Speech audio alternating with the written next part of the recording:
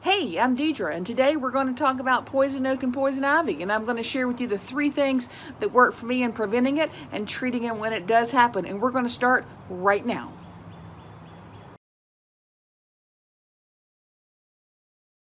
Hey y'all, when the weather turns nice, there's no place I'd rather be than outside. But when the weather turns nice, my arch nemesis shows up, and that is poison oak and poison ivy. And if you have ever had a rash caused by poison oak and poison ivy, you know exactly how miserable it can be and exactly what I'm talking about.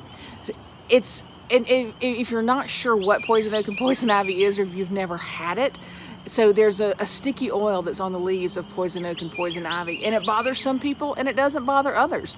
I think my husband could roll in the stuff and he never gets a rash. Me, I look at it and I get welps and it itches and it's miserable and it's horrible, and I feel like I have tried everything. I have tried home remedies, I've tried over-the-counter treatments, I have had steroid shots, I have taken steroids orally just to help me deal with the rash. In the last few years, I really feel like I've gotten it under control, and so I want to share with you guys what I do to help control the rash when I get one. So, are you ready?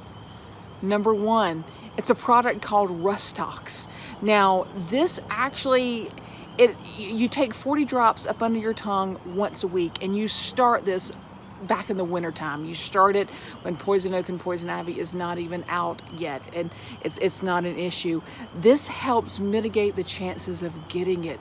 Not to say that you want, but it can minimize your chances of getting it.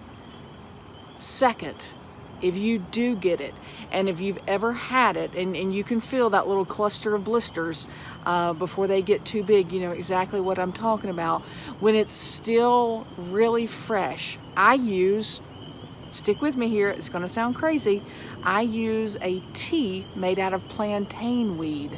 No, I am not making this up. So a few years ago, I was on the phone with my darling aunt who lived in Mississippi, and I was lamenting about how horrible my rash was from poison oak and poison ivy, and she said, well, sugar, you need some plantain tea. And I was like, what are you talking about?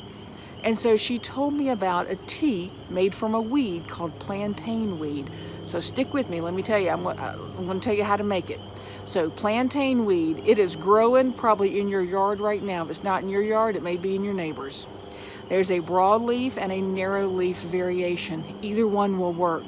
You always want to make sure that you're using plantain weed out of a yard that has not been treated with any kind of chemicals, weed killers or fertilizers. So what I do, I pick some of this plantain weed, I get me a nice bunch, and I make sure that I wash it off. Do a really rough chop. Nothing, it doesn't have to be fine or fancy. Put it in a boiler with some Epsom salt.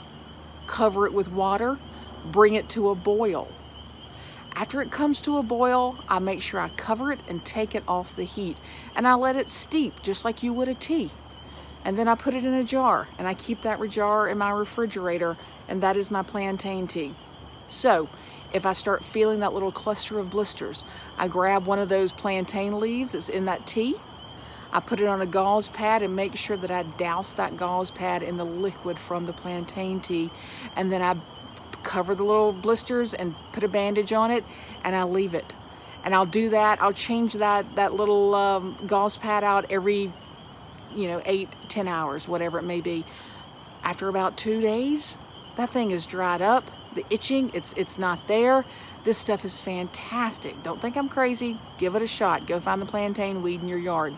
And the last thing, my last tip number 3, if you do get it and it has gotten out of hand and it's starting to become a larger rash and it's really itching, a product called Ivarest. Now, I had never tried Ivarest until last year. My husband and I went to Colorado, and I had gone about 24 hours without treating a patch of poison oak, poison ivy. I don't know which one, but it was a rash, and it was just seemed to be getting worse.